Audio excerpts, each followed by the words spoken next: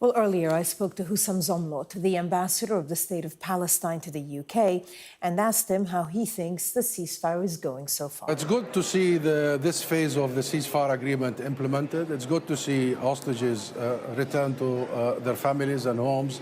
And it's good also to make sure that this ceasefire agreement holds and is implemented, enforced, simply because of the record of Netanyahu and Israel of violating all previous ceasefire agreements, not only with Palestine, but also with Lebanon and other areas. So we need the world's attention to remain. We need the pressure to remain, so we go through this agreement and we actually can announce the end of the genocidal war on our people in Gaza.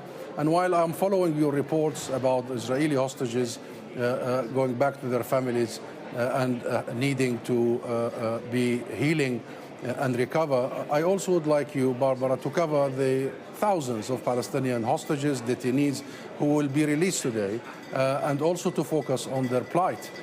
Many of them are children, women, several are held without charge or trial for a long time, so they too need your covering, your reporting, and they too need to heal and to recover, and they need to also be provided with justice after many years of being unduly detained. Part of that hostage and prisoner swap is part of phase one. Of course, phase two is the one that could prove more problematic. We interviewed Dr. Bassem Naim of Hamas. He said that the disarmament would happen to a viable Palestinian state. He also said that as a liberation movement, no one can exclude or overcome Hamas. What do you make of those comments from Dr. Bassem Naim, and what role, if any, do you think that Hamas should or could play in any future Palestinian leadership?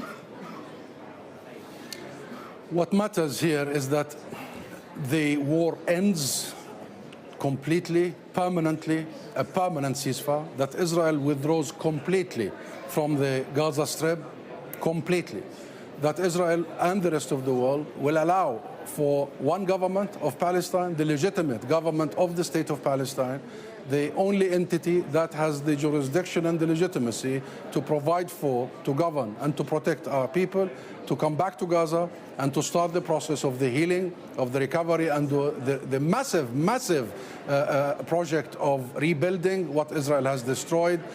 That government represents all Palestinians. That government will have security apparatus, and that government will enforce law and order on all Palestinians.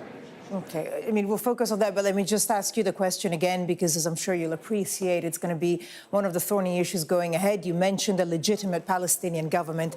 Do you think that any Hamas representative or any Hamas elements could ever form part of that legitimate Palestinian government? Well, Hamas itself has agreed in the past and agreed in the last Sharm el-Sheikh ceasefire agreement that they will have no role in the governance of Gaza.